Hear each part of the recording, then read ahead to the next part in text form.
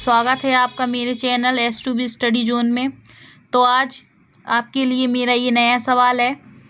दो ऋणावेशित धूल के कणों के बीच की दूरी 1 मिलीमीटर है और वे एक दूसरे को 4.0 × 10⁻⁻5 न्यूटन के बल से प्रतिकर्षित करते हैं। यदि एक का आवेश दूसरे का 4 गुना हो तो उन्हें आवेशित करने वाले इलेक्ट्रॉन की अलग अलग संख्याएं ज्ञात करें।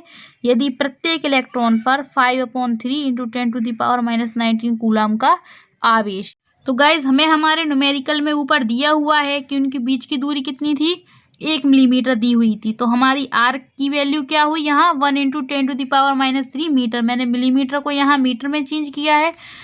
हमें फोर्स कितना दिया हुआ था, 4 × 10⁻⁻5 न्यूटन। और इलेक्ट्रॉन पर आवेश कितना था हमारा, 5/3 × 10⁻⁻19 कूलम। अब ध्यान से देखो आप, यहाँ पे उन्होंने दिया हुआ था एक दूसरे को,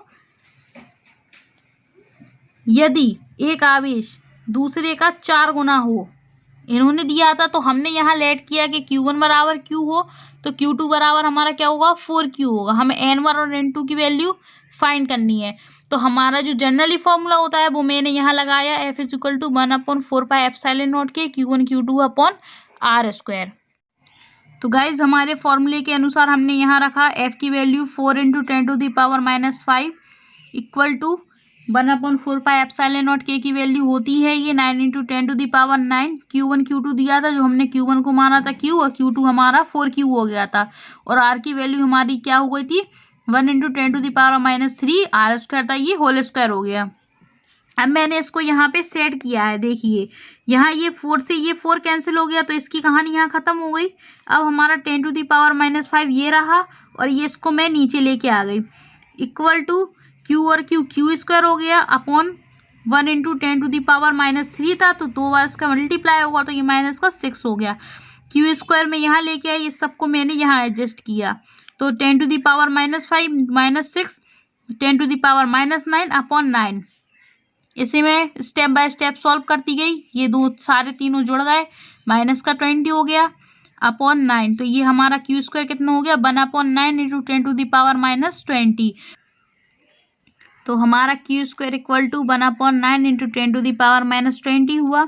ये Q मैंने लिखा, हमें Q की वैल्यू फाइंड करनी थी तो मैंने स्क्वायर हटाया, तो यहाँ पे हमारा अंडर आ गया। अंडर 1/9 × 10⁻²।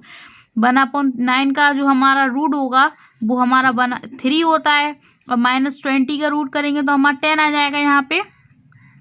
तो हमारी जो Q की वैल्यू है वो हो जाएगी 1/3 × 10⁻10।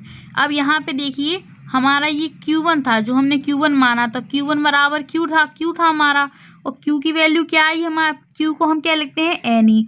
तो Q = N1E, क्योंकि हमारे ये Q1 के लिए है तो ये N1E हो जाएगा, इक्वल टू यहाँ कितनी वैल्यू आई, 1/3 × 10⁻10। ये हमने बस रख दी।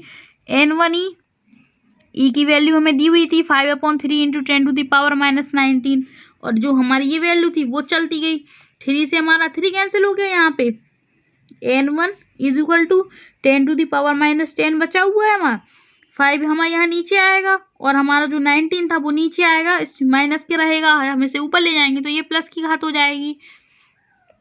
अब यहाँ पे देखिए 1/5 हो गया, इंटू 19 में से हमारा 10 जाएगा, ये प्लस है, यहाँ पे 19 में से 10 गया, हमारी पावर कितनी आ गई गाइस, 9 आ गई। तो हमारी N1 की वैल्यू कितनी हुई, 1/5 × 10⁻⁹। तो N1 = 5 से हम 1 को डिवाइड करेंगे तो 0.2 बार डिवाइड होगा, इंटू 10⁻⁹। तो N1 की वैल्यू हुई हमारी 2 × 10⁸। जब हमारा ये पॉइंट यहाँ आगे बढ़ता है तो इस घात में से एक घटा देते हैं हम, जितने भी बढ़ाते हैं, तो हमारी ये N1 की वैल्यू आ गई। तो गाइस हमारा N1 जो था वो फाइंड हो गया। अब हमें जो है N2 फाइंड करना है। तो N2 के लिए Q2 = हमारा 4Q था, जी हमारी आगे इक्वेशन बन चुकी थी। Q2 लिखेंगे N2E = 4, Q की वैल्यू हमारी ऊपर निकली थी कितनी, 1/3 × 10⁻। तो N2 इंटू हमारी जो E की वैल्यू है 5/3 × 10⁻19 = 4 इंटू 1/3 था तो ये हमारा 3 हो गया, इंटू 10⁻⁻10। ये 3 से हमारा 3 कैंसिल हो गए यहाँ पे। n2 इज इक्वल टू, अब मैंने इसको एडजस्ट किया 4, 5 को ले गए 5, 4/5 इंटू 10⁻10 और ये -19 था, ये नीचे आएगा और जब हम इसे ऊपर ले जाएंगे तो ये माइनस से कैसा हो जाएगा, प्लस का हो जाएगा। अगर आगे कुछ नहीं लगाओ तो उसकी मतलब वैल्यू प्लस में ही चल रही है। n2 इज इक्वल टू 5 को हम 4 को डिवाइड करेंगे 5 से तो हमारा 0.8 बार डिवाइड होगा। अब हमारा यहाँ देखिए 19 जो है, 19 में से हमारी 10 घातें चली जाएंगी तो हमारी +9 यहाँ पे बचेंगी। अब ये 0.8 था, n2 इज इक्वल टू कहाँ आ गया, 8 इंटू 10⁸। हमने घात को आगे बढ़ाया पॉइंट को, ये इसमें से हमें एक वैल्यू घटानी पड़ेगी, एक 1 घटाना पड़ेगा तो 8 हो गया।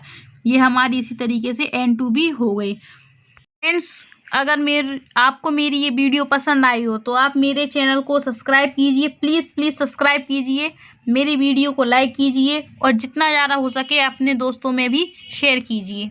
धन्यवाद।